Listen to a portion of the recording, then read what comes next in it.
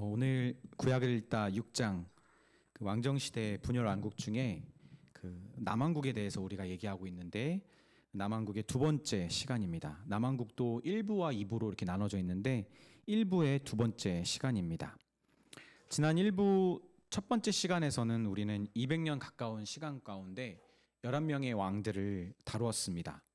그런데 이번 2부는 남유다 왕들 중에 가장 악하다고 말할 수 있고 또 가장 선하다고 말할 수 있는 두 왕, 아하스와 히스기야, 이 두 왕과 또 이사야 선지자와 미가 선지자, 이 두 선지자의 사역들만 보려고 합니다.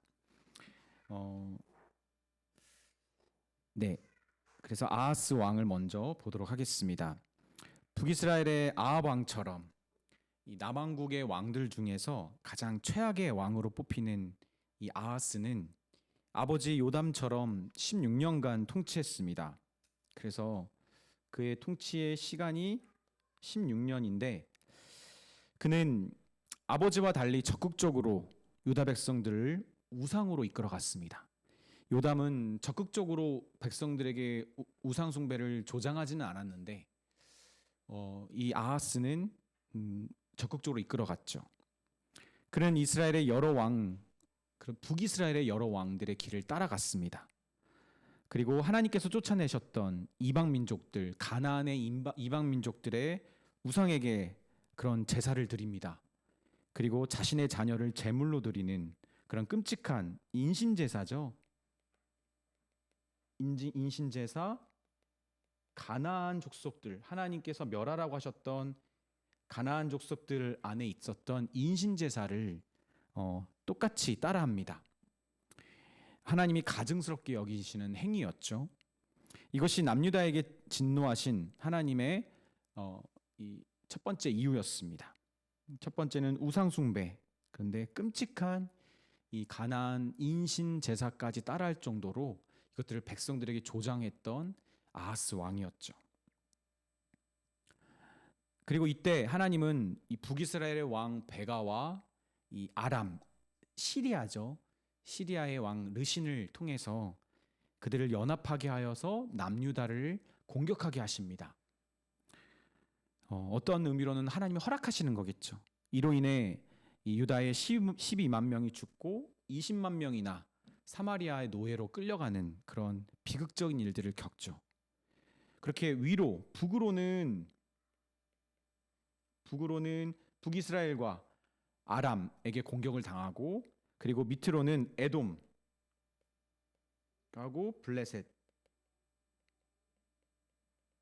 그래서 위아래로 북과 남으로 이제 공격을 당합니다. 그렇게 이 남유다를 벌하시는 하나님의 손길이 아하스 왕을 강제로 겸손하게 하신 일이 있었죠. 바로 그때 하나님은 이 북왕국 아합의 시대에 누구를 보내주셨죠? 엘리야 선지자를 보내주셨던 것처럼 이스라엘 백성들에게, 이 아하스의 이 남유다 백성들에게는 하나님은 이사야 선지자를 보내주십니다. 이사야는 아람과 북이스라엘의 연합 공격이 결국 성공하지 못할 것이며 하나님을 신뢰하라는, 하나님만을 신뢰하라는 하나님의 말씀을 아하스 왕에게 전합니다. 그런데 그 왕은 그런 하나님의 말씀을 믿지 않으려고 합니다. 하나님의 구원의 손길을 거부하는 것이죠. 심지어 못 믿겠으면 내가 징표까지 주겠다라고 했는데 그마저도 아하스는 거절합니다. 그래서 261페이지 위에서 다섯 번째 줄 보시면 아하스는 완전히 다른 마음을 먹고 있었음을 이 저자가 지적하죠. 그는 하나님을 찾는 대신에 우상을 섬기는 아수르에게 도움을 청합니다. 이것이 하나님이 아하스 왕에게 진노하신 두 번째 이유입니다. 하나님의 도움의 손길을 완전히 거절하고 아수르를 택합니다. 그러나 아수르의 왕 이 디글랏 빌레셀이라고 하는 이 왕이 아하스를 어떻게 하죠? 돕는 것처럼 보였습니다. 그리고 아하스는 성전과 신하들의 재물을 모아서 그에게 가져다 바치죠. 그런데 그 위기가 해소되지 않습니다. 아하스는 계속된 남왕국의 위기, 밑에서 치고 위에서 계속 공격하고 안정되지 않은 그 위기 가운데 그는 하나님을 다시 찾아야 되는데 그렇지 않고 더욱 범죄를 저지릅니다. 눈을 돌려서 아람, 이 시리아의 이 다메섹 신들에게 제사를 드리면서 그들에게 도움을 얻으려고 했던 것이죠. 261페이지 밑에서 7번째 줄을 보시면 261페이지 밑에서 7번째 줄을 보시면 아하스는 자신을 돕지 못한 하나님의 성전의 문을 닫아버립니다. 그리고 성전 기구들을 모아 부수는 그런 끔찍한 일을 벌립니다. 왜 그렇게 했죠? 여호와 하나님이 도움이 안 된다는 겁니다. 그리고 다메섹의 신들에게를 위한 이 제단을 쌓고 성읍에는 산당을 세워서 백성들에게 강제로 분향하게 합니다. 이것이 하나님이 아하스와 남유다 백성들을 향해 쏟으신 진노의 세 번째 이유이죠. 결국 하나님의 도움을 찾지 않고 우상을 찾아 하나님을 거부한 죄, 성전을 닫아버린 죄. 아하스는 이렇게 끔찍한 죄를 1, 2, 3 완전히 돌이킬 수 없을 정도로 범죄한 것이죠. 근데 결국은 이 아하스의 죄로 인하여 남유다도 돌이킬 수 없는 강을 건넙니다. 그래서 뒤에 나오는 히스기야나 요시야나 이런 이 개혁이 일어나지만 그러나 아하스의 이 죄로 인하여 남유다는 결국은 하나님이 벌하십니다. 우리 262페이지를 보면 이사야 선지자에 대한 이야기가 나옵니다. 이 아하스의 시대에 우시야 왕이 죽고 바로 아하스의 이 통치가 시작되는 요담 아하스 이 시대에 이사야 선지자가 활동합니다. 본 교재의 저자 카민스키는 이사야 선지자의 이미지를 눈먼 사람으로 소개하죠. 이것은 이사야 선지자를 부르신 하나님의 목적입니다. 그러니까 당시에 아하스와 남유다 백성들은 눈이 멀고 귀가 먹어서 아무런 말도 할 수 없는 우상들을 섬기다가 실제로 그 우상들처럼 눈이 멀고 귀가 멀게 됩니다. 그래서 너희들이 그 죽어 있는 우상들을 섬기다가 그 우상처럼 되었구나. 그래서 너희들에게는 더욱더 눈이 멀고 귀가 멀게 하시겠다라고 하는 하나님의 강한 진책을 전하는 선지자가 바로 이사야입니다. 그래서 이사야의 이 모습은 이스라엘 백성들의 상태를 상징하고 있는 것이죠. 이사야 선지자는 남유다의 4명의 왕 통치 시대에 활동했던 대표적인 남유다의 선지자입니다. 그는 40년 이상 통치했던 우시야 왕이 죽던 해에 그가 선지 사역을 시작했던 것은 우시야 왕이 살아 있을 때였을 겁니다. 그러나 우시야가 죽자마자 하나님이 공식적으로 부르시죠. 이사야서 6장의 이야기입니다. 그리고 요담과 아하스를 거쳐서 히스기야 때 이제 사역했습니다. 어쩌면 5 왕인데 공식적으로 활동했던 것은 4왕. 그래서 히스기야가 죽을 때까지 무려 56년 이상을 활동했던 것입니다. 그래서 262페이지 맨밑 단락에서 저자가 강조합니다. 이사야서의 도입부죠. 하나님이 반역을 저지른 당신의 백성을 고소하시는 것.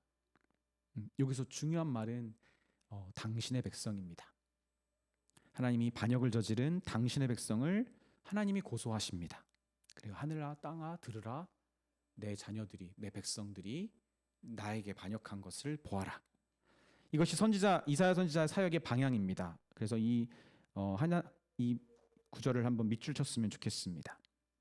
하나님께서는 이사야를 통해 마음이 굳어지고 우둔하여서 돌이키기를 거부하는 당신의 백성의 눈과 귀를 더욱더 멀게 하시려고 합니다.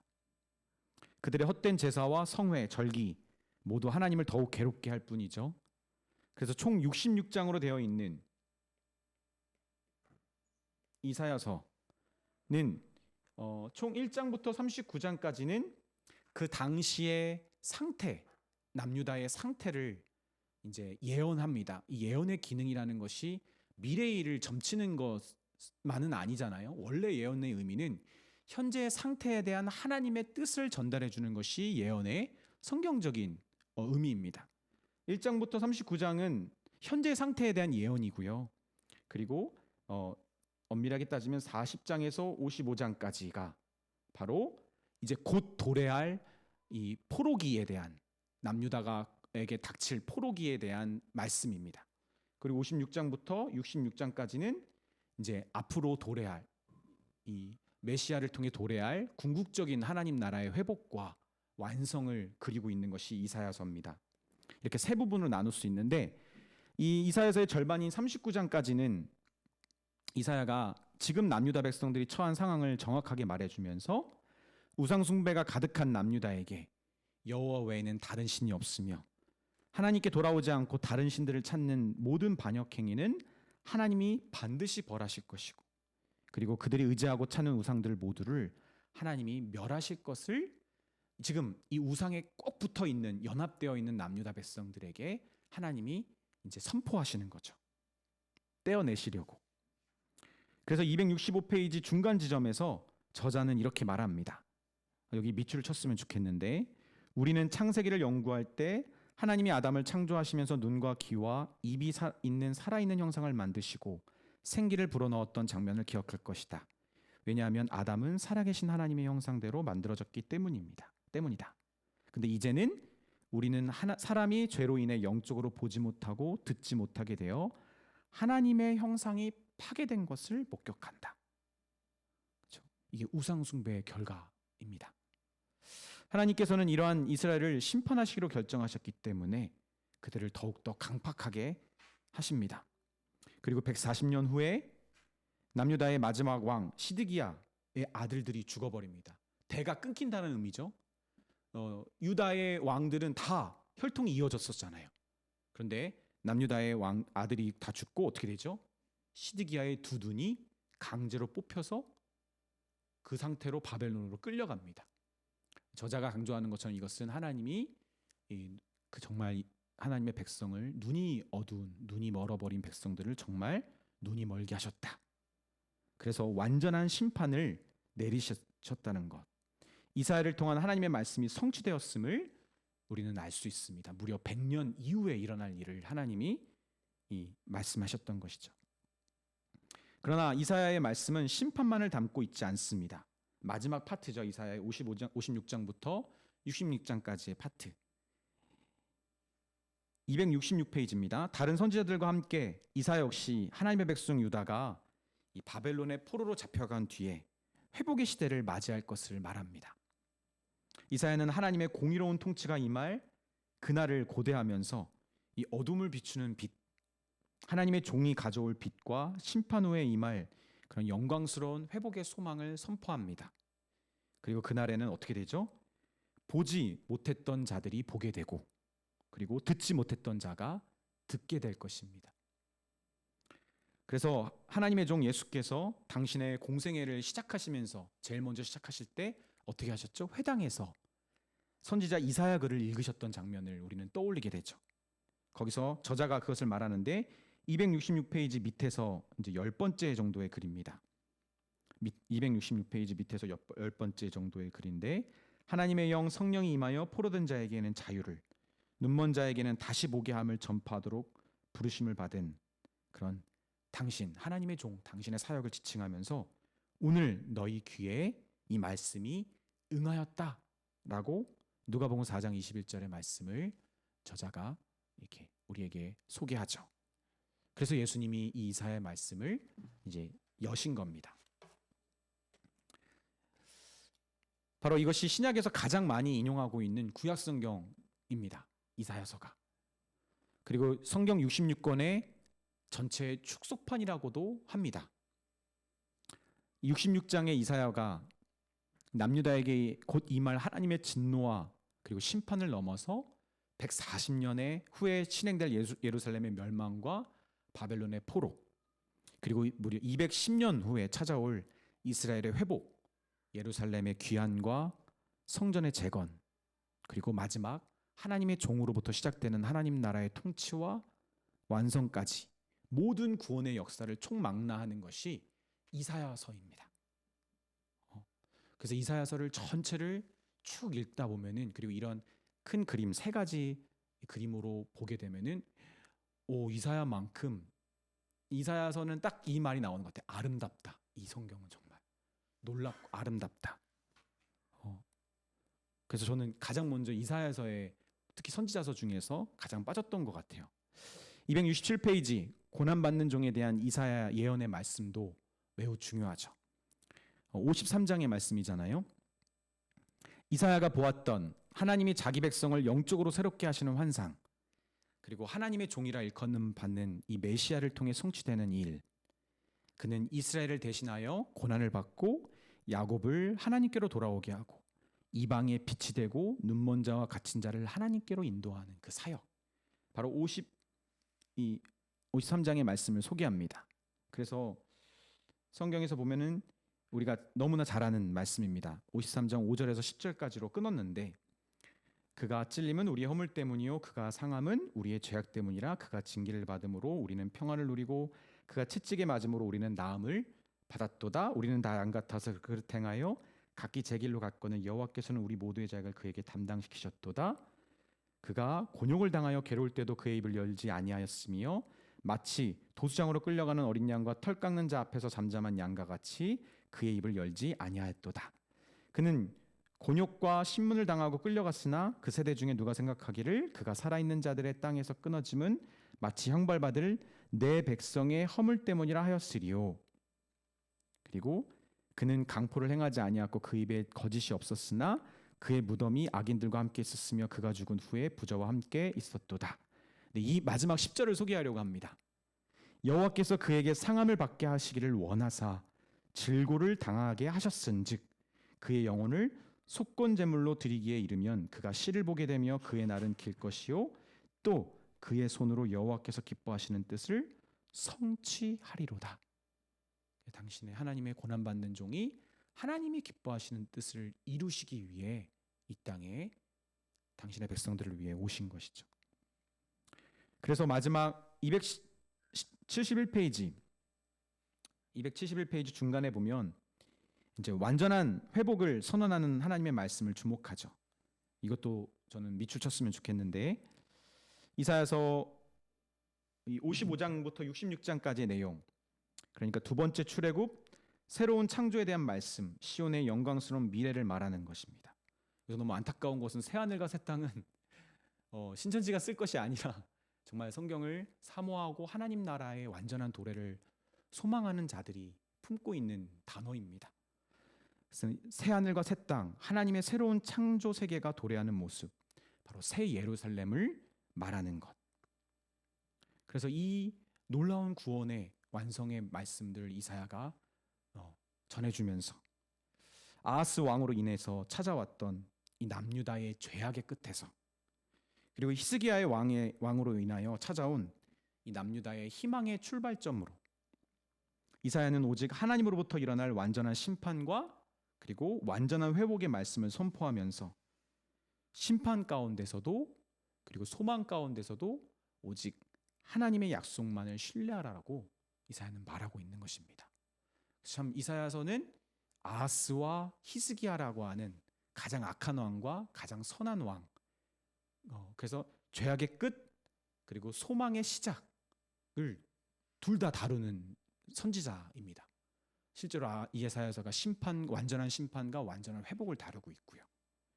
그리고 이스라엘 하나님의 백성 이스라엘을 죄악 가운데로 데리고 갔던 거짓 통치자들과 하나님의 종 예수 그리스도를 또 대조해주고 있죠.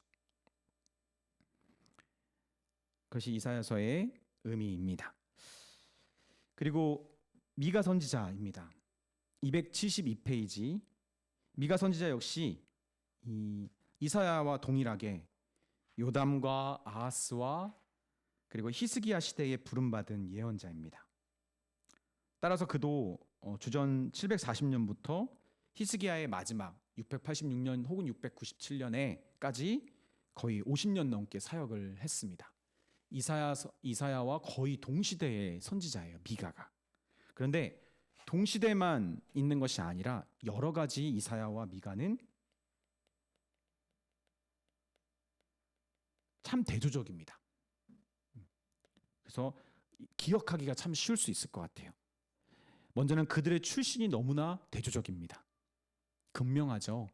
이사야는 그의 아버지 아모스가 아마도 유다 우시아의 왕 아마샤라고 하는 이 우시아 왕의 형제, 그러니까 왕족일 가능성이 높습니다. 따라서 그는 예루살렘의 주민으로서 그리고 왕족으로서 요담 및 아하스 왕과 히스기야 왕에게 직접적인 영향을 끼쳤던 선지자입니다. 그렇기 때문에 그의 선지자로서의 부르심 역시 아주 이사야서 6장에서 극적으로 소개되잖아요. 그러나 미가는 여러 선지자들 중에서 가장 시골 동네, 예루살렘 남서쪽의 끝에 있는 이 셰팔라 제약의 작은 모레셋 출신의 선지자입니다. 아주 시골 촌동네의 작은, 이름도 알려지지 않은 선지자입니다. 또한 이사야는 남유다의 하나님을 직접적으로 대적하는 우상 숭배에 대한 심판과 주변 나라들과의 이 전쟁들 가운데 하나님의 통치를 신뢰하며 취해야 되는 그 하나님의 백성의 입장을 하나님께서 하나님의 뜻을 전하는 거죠. 아주 거시적이고 큰 나라의 운명과 관련된 일들을 많이 다룹니다. 그런데 미가는 하나님을 대적하는 사마리아와 예루살렘의 죄악에 대한 심판의 말씀을 전하기도 하지만 특히 유다의 무너진 예배와 불의한 삶을 지적합니다. 폭로합니다.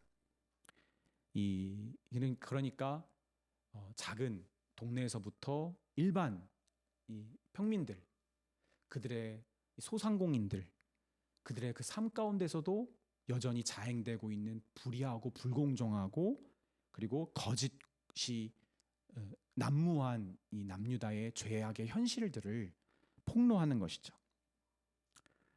따라서 미가를 나타내는 이미지는 바로 기울어진 저울추입니다. 거짓 저울추. 기준이 사라져 버렸다.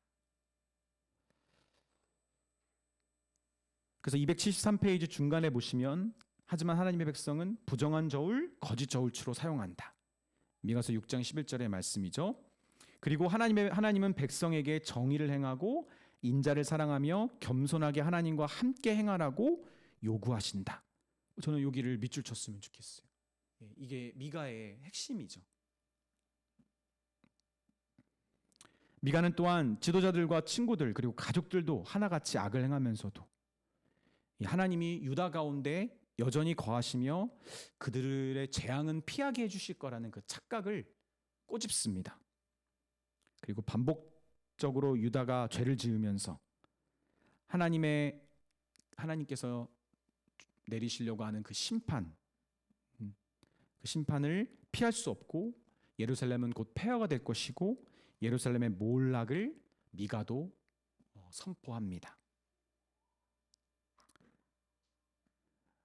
또 미가는 이사야처럼 심판 후에 있을 회복의 말씀도 전합니다. 자기 백성을 완전히 진멸하지 않으시는 그런 하나님의 궁율로 그런 하나님의 성전이 있는 시온산이 굳게 설 것이며 많은 민족이 그리로 몰려올 것을 예언합니다. 그래서 미가와 이사야가 출발점이 되게 달라 보이는데 사실은 결론이 똑같아요. 이 회복의 때 하나님은 베들레헴에서 난 한 통치자를 세우셔서 하나님의 백성을 온전히 통치하게 하실 것입니다. 그래서 이 미가서의 중요한 핵심 말씀을 소개합니다. 5장 2절부터 4절까지인데 베들레헴 에브라다야 너는 유다 족속 중에 작을지라도 이스라엘을 다스릴 자가 내게서 내게로 나올 것이라. 그의 근본은 상고에 영원히 있느니라. 그러므로 여인이 해산하기까지 그들을 붙여 두시겠고 그 후에는 그의 형제 가운데 남는 자가 이스라엘 자손에게로 돌아오리니 그가 여호와의 능력과 그의 하나님 여호와의 이름을 위엄을 의지하고 서서 목축하니 그들이 거주할 것이라.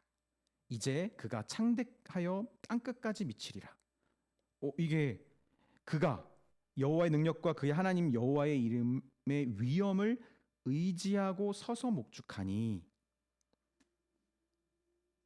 이사야서 53장에서 고난받는 주님의 종 그리고 그 주님의 종의 사역을 이사야가 말했던 것처럼 미가는 더 구체적으로 그 메시아가 오시는 곳 작은 빵집 베들레헴 유다의 작은 동네에서 메시아가 오실 것과 그분이 하나님의 능력과 이름을 의지해서 하나님의 백성을 서서, 그러니까 열심과 성실로 그리고 희생으로 목양하며 그 백성들을 진정 복되게 할 것을 미가도 선포하는 것입니다.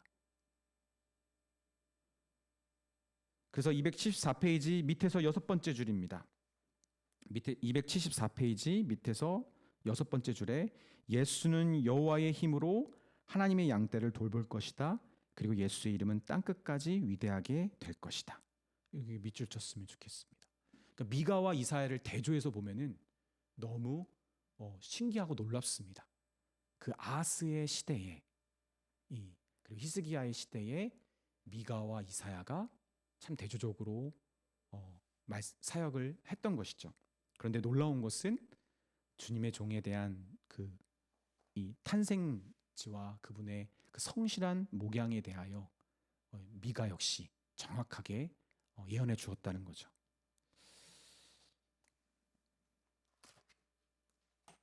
그래서 결론적으로 미가 선지자는 하나님의 백성들에게 권면합니다. 이게 미가서의 결론입니다. 275페이지 중간 단락, 거기 보면 275페이지 중간 단락입니다. 하나님의 용서와 자비로우심에 희망을 두어야 한다. 여기 밑줄을 쳤으면 좋겠습니다. 그리고 마지막 말씀을 소개하죠. 주와 같은 신이 어디에 있으리이까? 주께서는 죄악과 그 기업에 남은 자의 허물을 사유하시며 이내를 기뻐하심으로 진노를 오래 품지 아니하시나이다. 다시 우리를 불쌍히 여기셔서 우리의 죄악을 발로 밟으시고 우리의 모든 죄를 어디에? 깊은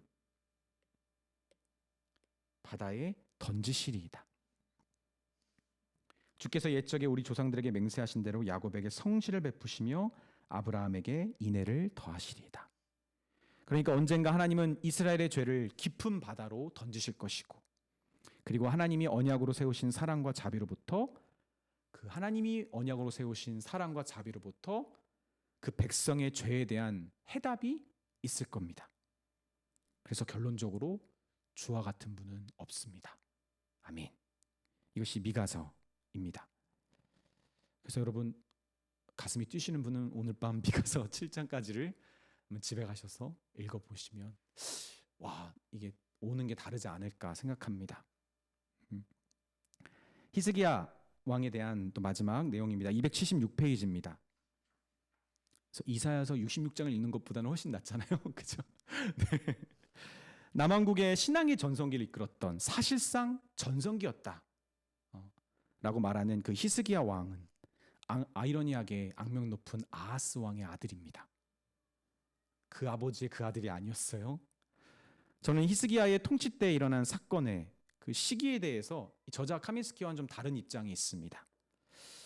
이는 제가 지지하고 있는 이 이사야서의 학자들과 또 열왕기, 역대기의 학자들, 그리고 심지어 우리 정의원들이 같이 보고 있는 ESV 스터디 바이블에 있는 학자들도 하고 저는 같은 입장인데, 아마 저자 카민스키와 같이 통치 연도를 주전 729년으로 설정하는 거, 이것은 그리고 686년까지를 통치 연도로 보는 것은 그거는 매우 근거 있는 말입니다. 그런데 이것은 무엇이냐면 아버지와 아마 섭정 기간을 이제 그가 실제로 혼자 통치한 것은 715년에서 686년, 그래서 29년으로 보는 것인데 이것도 되게 근거 있는 말이고요. 그리고 어떤 학자를 따르면 섭정 기간을 생각하지 않고 다른 학자들은 727년부터 696년으로 보는 29년으로 보기도 합니다. 그런데 이 문제는 논쟁거리가 있어요. 그리고 별로 중요하지 않습니다. 더 중요한 건 뭐냐면 히스기야 시대에 일어났던 사건에 대한 그 연대 설정이 중요합니다. 그래서 그거는 조금 이따 다룰 텐데, 남유다의 선왕은 대표적으로 히스기야 앞에 보면은 아사 왕과 여호사밧이 있었죠. 근데 히스기야는 그들보다 더욱 그의 평가는 뭐냐면 다윗에 가까웠던 왕입니다. 더욱 엄청난 칭찬이죠. 가장 가까웠던 왕이다. 그는 종교개혁을 단행합니다. 그리고 그 첫 단추로서 그가 재위하자마자 당년에 아버지가 폐쇄한 성전문을 열었습니다. 그리고 제사장들과 레위지파를 모아놓고 모든 백성들과 함께 성전 정화 작업과 절기 회복을 시작합니다. 근데 가장 놀라웠던 것은 북이스라엘의 선왕뿐만 아니라 남유다의 어떤 선왕들도 하지 못했던 산당들, 개인의 산당들이든 성읍의 산당들이든 높은 제단, 높은 곳에 세워져 있는 제단들을 다 없앴다는 겁니다. 이것이 가장 놀라운 일이에요. 철저한 개혁을 했다는 의미입니다. 그리고 다 깨트리고 쫓아냈고요, 우상들을. 심지어 모세가 만든 놋뱀까지 히스기야는 부셨습니다. 그것이 정말 어떤 상징적인 의미였지만 나중에는 우상 숭배로 쓰였던 것이죠. 그것까지 부실 정도로 히스기야가 철저한 개혁을 했던 것이죠. 277페이지 위에서 7번째 줄, 277페이지 위에서 7번째 줄 정도 보면 성경은 뭐라고 말하냐면 예루살렘에 큰 기쁨이 있었으니 이스라엘의 왕 다윗의 아들 솔로몬 때부터 이러한 기쁨이 예루살렘에 없었더라. 종교개혁, 성전개혁이 일어난 후에 이 하나님의 백성들이 누리는 기쁨이었습니다. 밑줄을 했으면 좋겠어요. 유다 왕 히스기야의 성전 및 제사장과 레위인들의 신앙 회복은 그들이 하나님의 율법에 전념해서 올바른 예배로 나아가는 밑거름이 되었습니다. 그리고 히스기야는 진정 하나님의 백성 유다가 어떻게 살아야 되는지, 어떻게 하나님을 예배하고 하나님의 임재 가운데 살아야 되는지, 어떻게 율법에 순종해야 되는지를 실천에 옮긴 왕입니다. 여러분, 근데 말만 한 것이 아니라, 다짐만 한 게 아니라 실천까지 옮겨간 왕이죠. 이게 어떻게 가능했을까요? 분명 그는 이 주전 722년 무슨 일이 일어났죠? 북이스라엘이 완전히 멸망했습니다. 이 아수르의 왕에게 이제 멸망을 당했죠. 그리고 하나님의 진노로 멸망하며 사로잡혀가는 것을 다 보았습니다. 그가 그때 섭정할 땐지 단독 통치든지 그 장면을 본 거죠. 심지어 아수르의 정복 및 민족 혼합 정책, 그 텅텅 비어있는 사마리아를 이방 민족들로 채워가는 그 혼합 정책의 끔찍함을 보면서 엄청난 위협감을 히스기야가 느꼈을 겁니다. 그리고 경계함을 가지고 굳은 마음으로 하나님과 언약을 세우고 개혁을 끝까지 완수했던 것이죠. 이것도 저는 하나의 비결이었다고 생각합니다. 물론 그 전에 종교개혁을 단행했지만 끝까지 철저히 할 수 있었던 비결 중에 하나인 것 같아요. 그리고 이런 종교개혁 후에 이 히스기야 왕에게 두 번의 위기가 닥칩니다. 아시리아의 아수르의 1차 그리고 2차 위협 공격이 있었어요. 자, 여기서 연대 설정이 되게 중요합니다. 열왕기하 보면은 18장 그리고 19장의 내용과 그리고 이 바로 이 아수르에 의한 1차, 2차의 공격이거든요. 근데 열왕기상 20장은 히스기야의 발병에 대한 내용입니다. 히스기야가 죽을 병에 걸린 거죠. 그리고 역대기도 마찬가지고 심지어 이사야서 38장과 39장이 그 히스기야의 발병에 대한 내용인데 다 이 1차와 2차 공격 뒤에 이사야의 발병에 대한 이야기가 있어요. 그래서 많은 학자들은 1차와 2차 공격 후에 이사야가 발병한 것으로 보았습니다. 성경에 기록되어 있는 순서대로. 그러나 대부분의 지금 복음주의권 학자들은 그렇지 않다. 이 발병 사건은 1차와 2차 사이에 일어났던 것으로 봅니다. 이사야서 이 38장 39장이 이제 우리 아까 기억하시는지 모르겠지만 그 현재 유다의 상태를 보여주는 게 1장부터 39장까지였잖아요. 그러니까 38장과 39장은 이 첫 번째 이사야의 파트가 끝나는 장면이거든요. 그리고 다음 파트 40장부터 시작되는 거에서의 중간다리 역할을 하는 게 바로 38장 39장인데 거기에 히스기야의 발병 내용이 담겨져 있어요. 결론적으로 말하자면 히스기야의 발병은 1차와 2차 사이에 일어났을 가능성이 매우 매우 높습니다. 이사야는 이것을 바벨론 뒤에 나오는 바벨론에 의한 남유다의 멸망과 잇기 위하여 이 내용을 뒤로 이제 미뤄두었던 것인데 아마도 열왕기 저자와 역대기 저자도 이사야를 따라 그렇게 편찬을 한 것으로 보입니다. 이것을 이해하는 것이 조금은 중요합니다. 왜냐하면 우리가 히스기야의 이 1차와 2차 사이에 달라진 히스기야의 모습을 우리가 파악할 수 있기 때문이죠. 첫 번째 위기가 닥쳤을 때 그것은 아마 히스기야가 단독 통치가 시작된 후에 아버지가 죽고 나서 이 지금까지 이 아하스가 사실 아수르에게 엄청 아수르를 두려워했어요. 그래서 아수르의 힘을 빌려서 이 북이스라엘과 아람을 무찔렀지만 나중에 아수르의 힘이 너무 두렵고 흠모하여서 아수르의 재단을 이 북이스라엘 그 남유다에게 가져와서 이 성전을 문을 닫아버리고 거기다가 아수르의 재단을 흉내내서 만들어 버리잖아요. 그만큼 아수르를 두려워했거든요.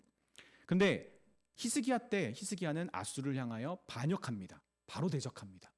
그러니까 아수르 왕이 가만히 있지 않죠. 그때 아수르가 엄청난 전성기였는데 그렇게 공격해 오니까 북이스라엘을 멸망시킨 지 8년 만에 아마도 715년에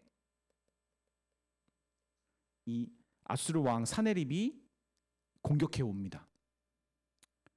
그리고 히스기야는 사네립이 요구한 은 300달란트와 금 30달란트를 조공으로 바칩니다.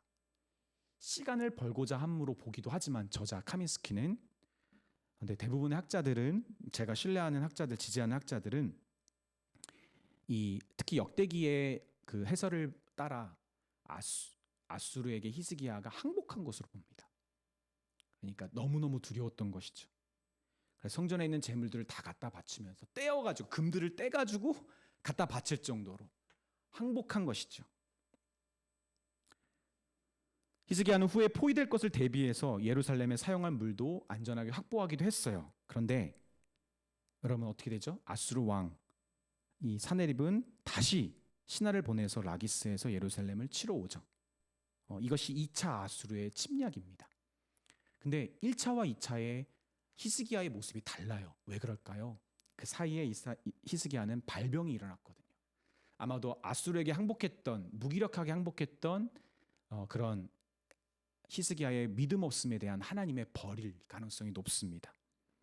그가 걸렸던 병은 어떤 병인지 모르지만 죽을 병이었고 히스기야는 하나님 앞에 자신을 내어놓는 기도를 통해 하나님은 15년간 삶을 연장시켜 주십니다.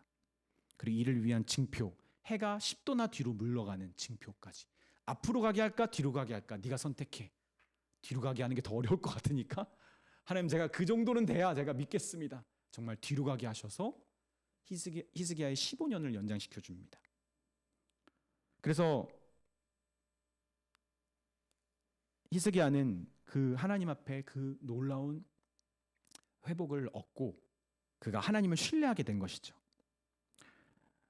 그래서 그 발병이 있은 후에 2차로 사네립이 쳐들어왔을 때 오늘 새벽 기도의 말씀이었죠. 이 사네립의 신하 랍사게가 남유다의 신앙과 히스기야를 조롱하며 하나님을 멸시하는 발언을 합니다. 그러나 히스기야는 준비되어 있었어요. 그리고 신하들도 준비시켜 놨습니다. 그리고 이사야에게 이것을 전합니다. 이사야는 하나님이 이를 아시고 그들에게 심판이 임할 것을 전했고요. 그리고 어떻게 하죠?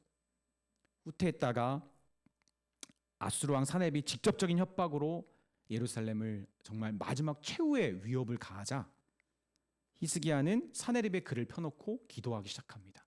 이번에는 히스기야가 이사야에게 먼저 찾아가지 않았는데 이사야 선지자는 기도 가운데 히스기야가 기도했다는 것을 하나님을 통해 듣고 이사야가 먼저 히스기야에게 연락합니다. 그리고 하나님이 처녀딸 예루살렘을 지키실 것이다. 그리고 그들을 벌하실 것이다. 그 징조를 알려주십니다. 말씀대로 사네립은 고구로 돌아갔다가 나중에 신전, 여기가 니느웨였죠. 니느웨에서 아들에게 죽임을 당합니다. 이렇게 히스기야와 남유다는 아수르의 강력한 위협에서 살아남았죠. 물론 이 발병이 났다가 15년이나 삶이 연장된 후에 히스기야가 이제 교만해져서 다시 회복된 남유다의 그런 모습을 또 자만하면서 이 바벨론의 이 퇴위된 왕, 아수르에 의해 퇴위된 왕에게 자기의 성전 금고를 보여줍니다. 이것이 빌미가 되어서 하나님께 질책을 받고 나중에 이제 심판을 받게 되는 또 그런 좀 부정적인 내용을 하나님이 보여주시죠. 그런데 열왕기 기자는 북이스라엘과 남유다의 차이점뿐만 아니라 남유다 두 왕 아하스와 히스기야 왕의 이 분명한 대조점을 보여줍니다. 아하스는 북이스라엘의 베가와 아람 르신의 연합 공격 앞에서 어떻게 했죠? 아수르를 도움으로 찼습니다. 그리고 아수르의 강력한 힘을 사모하면서 다메섹 신전을 따라 만들어서 거기서 제사까지 드려요. 그리고 끝까지 아수르 왕을 두려워하다가 죽습니다. 반대로 히스기야는 끝까지 하나님을 신뢰하며 아수르를 물리치시는 하나님의 도우심을 경험합니다. 이 두 왕의 극단 이 대조점입니다. 근데 저는 여러분에게 꼭 여기서 한번 권면하고 싶습니다. 왜 달랐죠? 히스기야가 아버지의 멸망을 보았잖아요. 그리고 그뿐만 아니라 그것은 간접적인 체험입니다. 히스기야에게는 직접적인 체험도 왔어요. 자기도 아버지와 다를 것 없이 아수르가 두려워서 아수르에게 항복했던 죄, 그 죄를 가만두지 않으시는 하나님을 경험하면서 히스기야는 하나님을 더 신뢰하게 되었던 것이죠. 그래서 그런 과정이 히스기야가 결국은 하나님 앞에 믿음을 드렸던 이유였던 것 같습니다. 여러분, 믿음의 왕, 믿음의 사람의 차이가 무엇일까요? 저는 다른 차이가 아니라고 생각해요. 하나님이 고난을 통해 자신 안에 있는 아하스와 같은 믿음 없는 모습을 폭로하시는 그 과정을 통해 믿음을 갖게 하시는 그 은혜를 누리는 것. 그게 바로 믿음 있는 사람과 믿음 없는 사람의 차이예요. 아하스처럼 믿음을 가질 기회조차도 없었던 것이죠. 저는 저희 모두가 그냥 자연적으로 탄생한 믿음 좋은 사람이 아니라 히스기야처럼 간접적인 체험뿐만 아니라 직접적인 자기 안에 믿음 없는 그 죄를 하나님이 폭로하시는 그 체험을 통해 살아 역사하시는 하나님을 신뢰함으로 끝까지 믿음을 지키게 되는 하나님의 은혜를 경험하는 그런 왕들이 되었으면 좋겠습니다. 우리 그래서 이것을 위해서 좀 같이 기도했으면 좋겠습니다. 오늘 이 아하스와 히스기야의 시대에 이사야 선지자와 미가 선지자를 통해서 하나님의 그런 완전한 통치를 이루실 메시아를 우리에게 약속해 주셨다는 것, 그리고 히스기야와 아하스를 통해서 하나님이 원하시는 왕의 모습이 무엇인지를 보여주신 것, 그것을 가지고 우리 시간 잠깐 기도했으면 좋겠습니다. 기도하시겠습니다.